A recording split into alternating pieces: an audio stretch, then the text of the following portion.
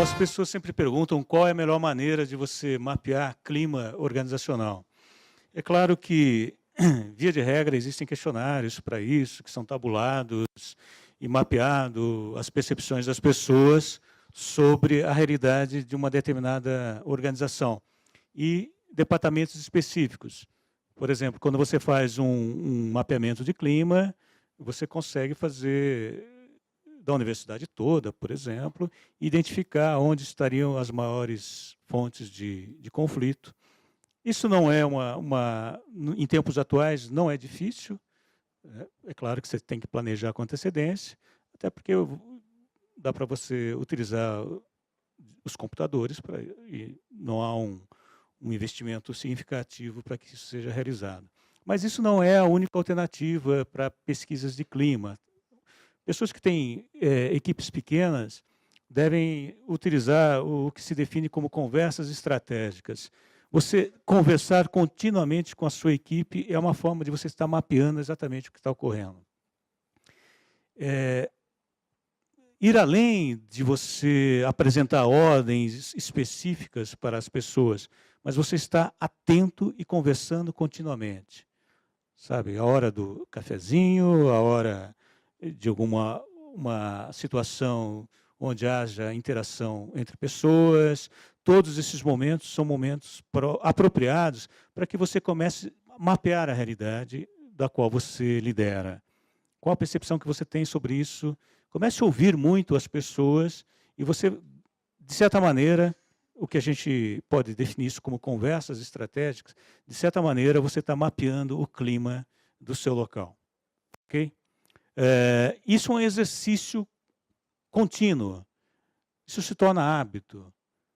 Sabe? Quando você entra numa atividade de liderança, não se pode perder de vista que você não lidera somente coisas, máquinas, você lidera pessoas. E para você mapear essa realidade, você tem que continuamente estar aberto a isso, ouvindo continuamente as pessoas. Muitas vezes são esses momentos que talvez revelem coisas que você não perceberia, até mesmo numa pesquisa formal, onde as pessoas têm que preencher questionários. Se elas acreditam em você, se você está próximo delas, é muito provável que elas sejam muito mais espontâneas nessas situações. Ok? E é um exercício de ouvir continuamente. Uma informação que eu coloco também, que a pesquisa de clima, ou essas informações que você obtém continuamente, não pode ser um espasmo. Vou começar a fazer e não faz mais na semana seguinte e vai se perdendo. É preciso criar o hábito. Você consegue fazer isso e depois de algum tempo você vai estar realizando isso continuamente sem perceber. Começa a fazer parte da sua realidade, parte da sua cultura, tentar entender como é e como as pessoas interpretam a realidade daquele momento. E aí, quando você tem essa percepção, essa famosa palavra recorrente no mundo organizacional, que é a questão do feedback, né? O que é o feedback? O que é isso? O que tem a ver? As pessoas reagem em relação ao seu comportamento. Isso é uma forma de feedback. Quando alguém reage em relação ao seu comportamento, é uma forma de feedback. Quando você reage em relação ao comportamento do outro, é uma forma de feedback. Qual a melhor forma de reagir? É você aprender a utilizar o feedback a seu favor numa estratégia de gestão. Aqui está um princípio básico da comunicação para entender um pouco desse feedback, né? São termos recorrentes. Então, toda vez que você fala com alguém, você utiliza um determinado código para falar com esse alguém. Você transforma um código. E o melhor código é que o outro é capaz de decifrar. Às vezes você fala com algumas pessoas usando termos técnicos, porque você acha que é a melhor forma de falar, mas às vezes o outro não entende os seus termos técnicos, então ele não é capaz de decodificar, ou retirar o código, ou interpretar aquilo que você está dizendo. Toda vez que você fala com alguém, você tem que checar se esse alguém entendeu o que você está dizendo. Sabe? Independente de quem seja a pessoa. Qual o nível de escolaridade? Ah, mas eu trabalho com o pessoal de campo e eu tenho resistências. A primeira questão é, você está usando a abordagem correta para que o outro entenda o que você está dizendo? Porque se você padroniza, num sentido mais da complexidade, você não consegue que os que não captam essa mensagem sejam capazes de compreender o que você está dizendo. Então, se você tem pessoas de diferentes escolaridades na sua equipe, você tem que levar em conta, será que todos entendem da mesma maneira o que eu estou dizendo? Será que eles estão interpretando da mesma maneira? Por isso que eu vou me reunir constantemente e vou perguntar, você entendeu o que eu estou dizendo?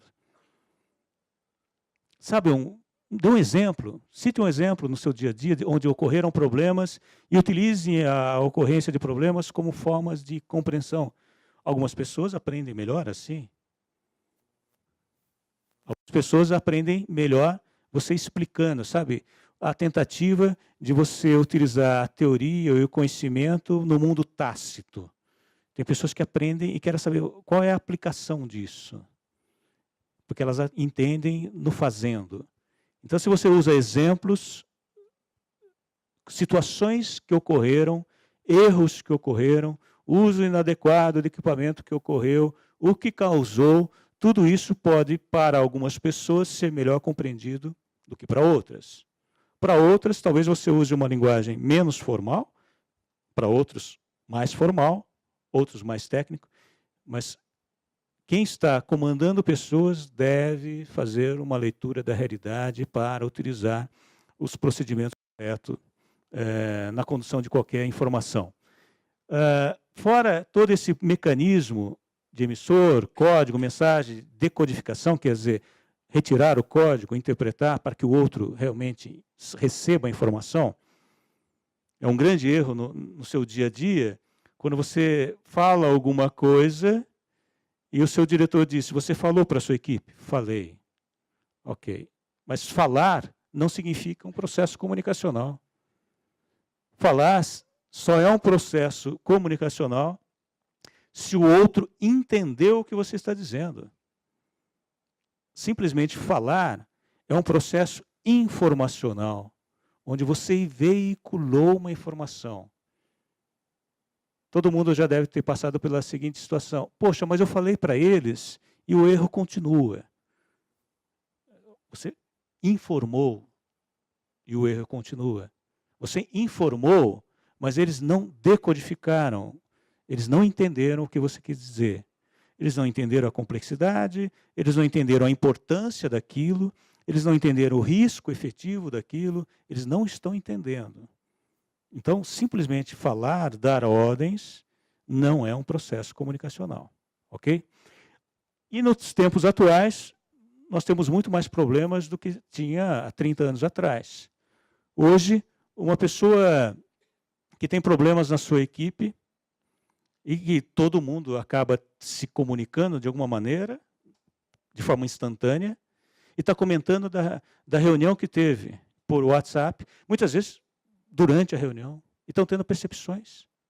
Então, se você tem uma reunião, conduz uma reunião, e as pessoas interpretaram de uma forma errada, elas instantaneamente estão discutindo o que elas entenderam como verdade. Então, é preciso tomar muito cuidado quando você muda coisas nas situações de trabalho, quando você resolve problemas, quando você administra conflitos, para que realmente fique claro, porque há uma tendência natural das pessoas propagarem o que entenderam e não efetivamente o que era a informação a ser absorvida. A chamada instantaneidade da informação. A coisa está ocorrendo rapidamente. As pessoas estão discutindo instantaneamente o que não é verdade. Mas apesar de não ser verdade, elas estão tendo reações como se fosse verdade. Um boato, por exemplo, é um problema gigantesco na sua equipe. que você tem que resolver rapidamente. Ah, teve um boato de que vai acontecer isso. Então, descubra rapidamente, reúna a sua equipe e resolva rapidamente, porque, como eu disse, um boato, ele tende a ser propagado e ser concebido como verdade, e essa verdade gera manifestações do seu comportamento. Você acredita que o outro é aquilo ou que o outro disse aquilo. Talvez vocês estejam pensando, poxa, eu não imaginei que fosse tão complexo isso. Talvez alguns aqui já façam naturalmente isso. Conversem continuamente, tentem amenizar problemas comunicacionais. Mas, acredite ou não, isso é atribuição de quem está em atividades de liderança. É papel. Todo mundo que tem atividade de liderança, função, deve ser responsável por sua equipe e das informações que são propagadas na sua equipe. Bom, ruídos, então, a forma do feedback, se as pessoas não entenderam o que você disse. Significados, o que significa aquilo, de fato. Você está querendo mudar um problema, mudar uma situação, resolver um problema, e talvez as pessoas estejam construindo significados distintos daquilo que realmente você queria. Tá? Até um dia você descobriu, olha, pessoal, não era nada disso que eu estava dizendo, vocês interpretaram errado. Quanto mais tempo você demora para encontrar essa falha, maiores são os danos na sua equipe. Então, algumas questões sobre o feedback específico. Use a situação, não fique na abstração, dê o exemplo. Sabe? Talvez você use determinadas informações que são abstratas. Olha, você não está fazendo um trabalho legal. Isso é abstrato. Diga exatamente o que está dando errado e como pode ser solucionado. Trabalhe em pontos específicos, sabe? Porque quando você trabalha no abstrato, o outro não entende efetivamente o que precisa ser mudado. Ó, você precisa melhorar. Mas precisa melhorar? É abstrato. O que precisa melhorar? Oportuno. Ocorreu, dê feedback. Algumas pessoas anotam, deixa eu colocar aqui, porque na próxima reunião, daqui a 30 dias, eu falo sobre isso. Não. Se ocorreu um problema, resolva rapidamente a situação. Ok? E em hipótese nenhuma, chame a atenção do outro, perto de outras pessoas. Em hipótese nenhuma. Não crie esse constrangimento, porque você só amplia o conflito, você só amplia a resistência. Por pior que seja o erro, você deve conversar com a pessoa de forma particular, mas dê a resposta rapidamente. Porque se você fala, tenta corrigir em público ou perto dos colegas, além de você criar constrangimento, você cria a resistência em admitir o erro. Naturalmente, grandes corporações, as pessoas, para evitar o constrangimento, tendem a evitar em dizer que erraram. Porque em algumas situações onde o erro é considerado uma punição, errou, pune, então o indivíduo, por natureza, busca evitar a dor, é um conceito humano, evitar situações de não prazer. Logo, ser chamado a atenção, uma situação de não prazer, é uma tendência natural do indivíduo de ocultar o erro. Então, você vai descobrir o erro depois de muito tempo. Você vai descobrir depois de muito tempo que uma máquina estava quebrada e você vai utilizar essa máquina que está quebrada. Ou você vai descobrir um erro que andou por muitos setores até descobrir onde ocorreu o erro. Porque as pessoas ficaram com medo em serem constrangidas publicamente. Todo erro deve ser solucionado, mas você precisa utilizar o mecanismo correto para isso. Ok? Comprovado, assegurar a boa comunicação. É uma outra questão do feedback. Significa que você tem que saber se o outro entendeu o que você está dizendo. Ok? Algumas pessoas podem não entender algumas coisas que você está dizendo e ficarem constrangidas em perguntar. Vai lá, faça isso. E ela não quer perguntar porque ela não entendeu, ela tenta fazer. Vai fazer errado. Então, assegure a boa comunicação. Você entendeu o que eu estou dizendo? Me dá um exemplo. Me diga exatamente o que você vai fazer. Para algumas pessoas, essa dificuldade ela deve ser solucionada quando você assegura a comunicação.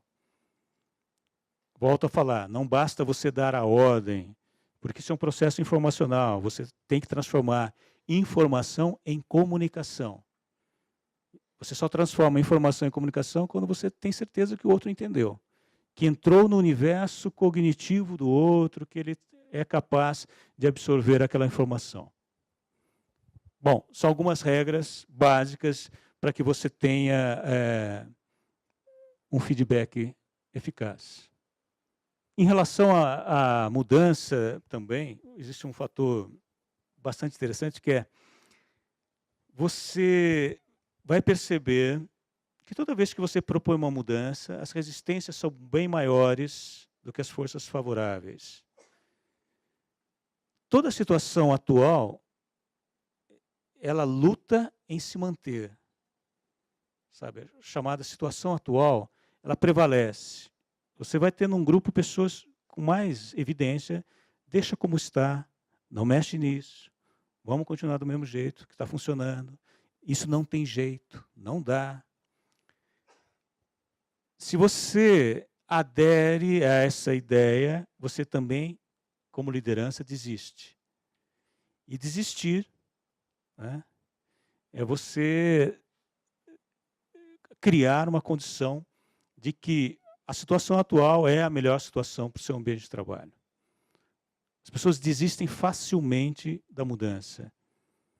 Então, acredite, quando você fala em mudança de comportamento, mudança de cultura, para você se engajar, e você vai começar a ouvir mais as pessoas, e fazer reuniões, e liderar, você vai passar por sua própria necessidade em querer mudar. Porque se você ouvir demais o grupo, deixe como está, não funciona, rapidamente você volta à situação atual. Ok?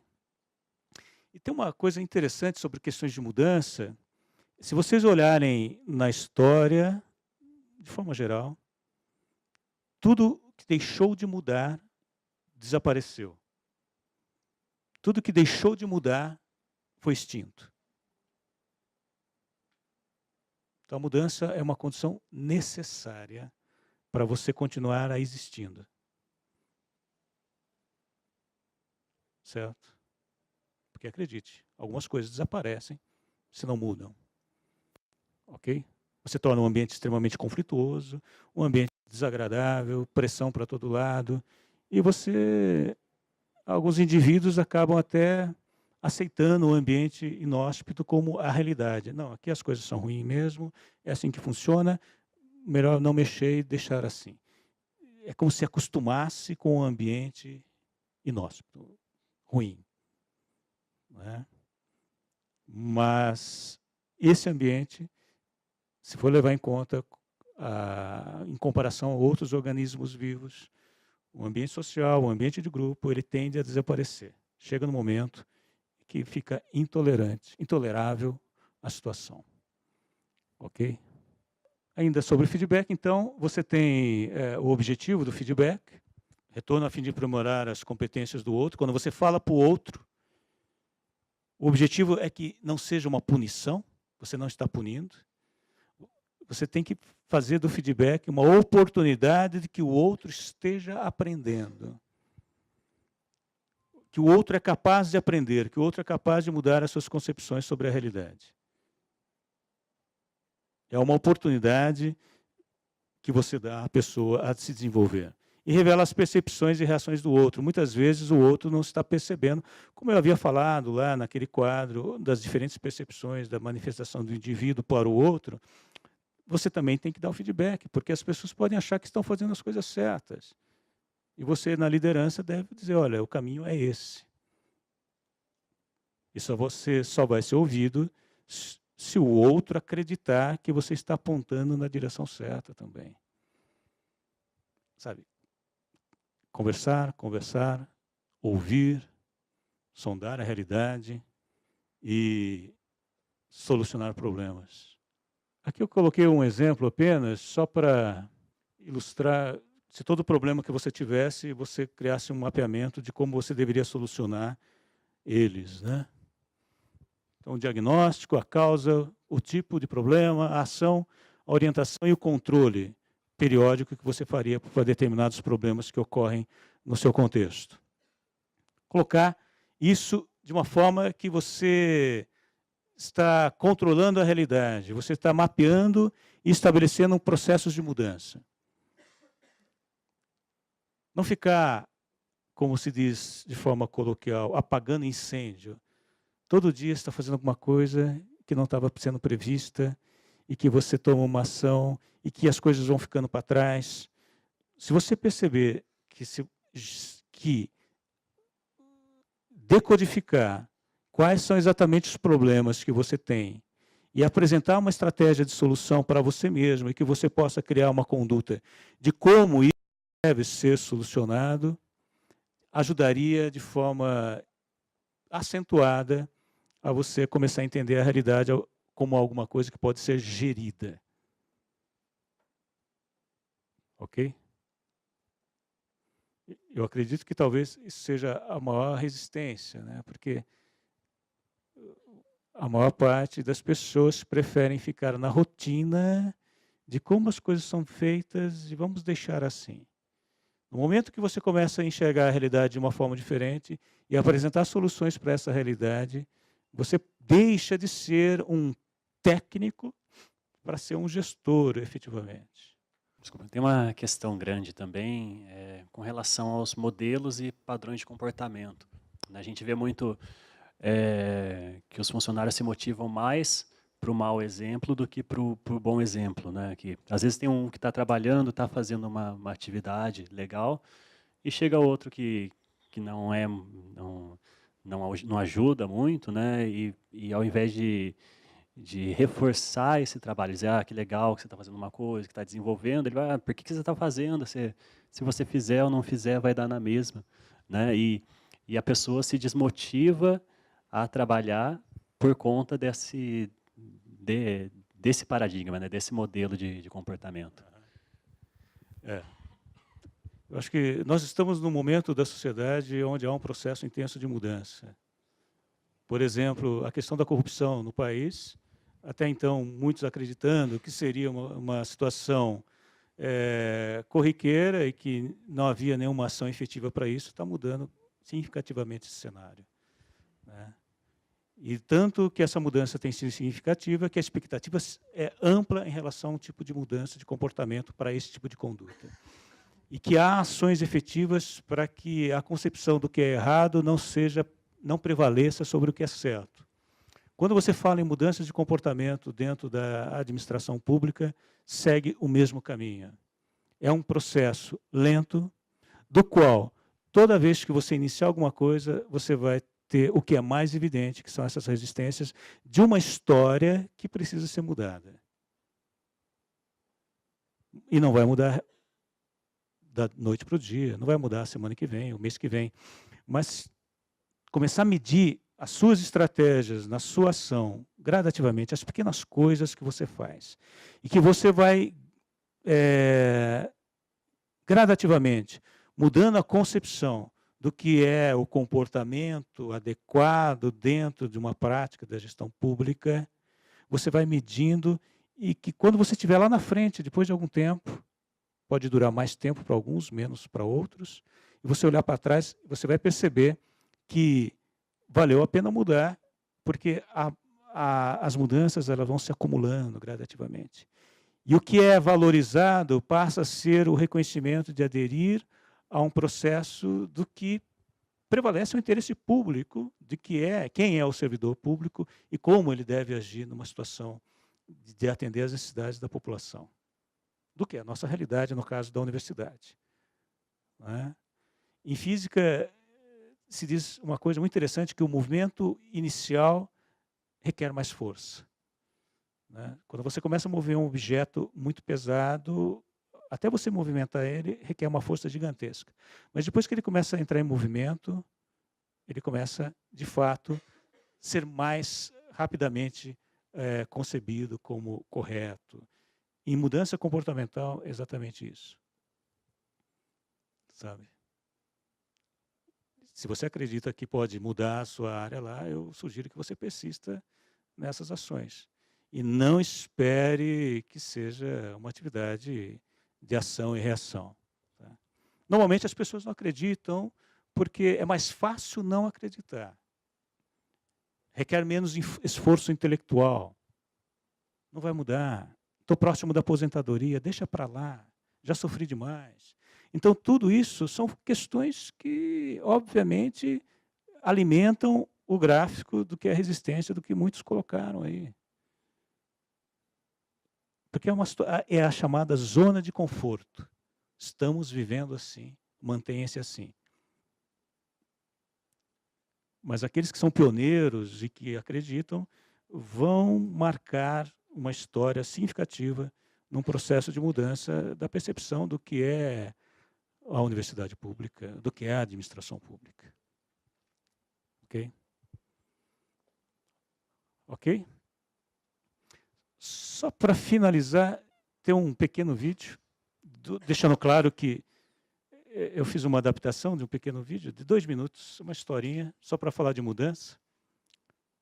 Estão guardados todos os direitos autorais, porque estão citadas as fontes no final do material, mas apenas para finalizar.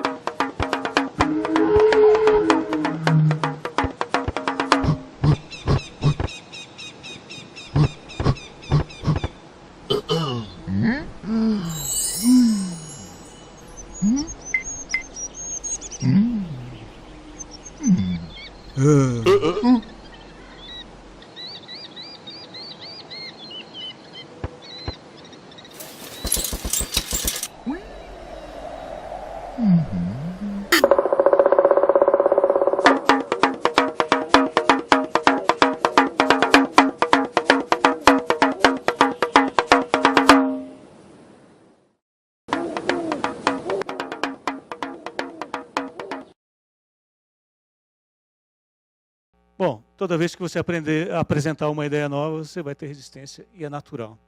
Tá? Essa ideia pode ser uma mudança qualquer, uma máquina nova, um equipamento novo, um software novo, uma ideia nova. Talvez as ideias sejam as que acabam oferecendo mais resistência, né? Mas é um papel de quem lidera pessoas aprender a buscar, flexibilizar essas resistências. É um desafio das ações que vocês fazem no dia a dia. Era isso, ok? Obrigado a todos.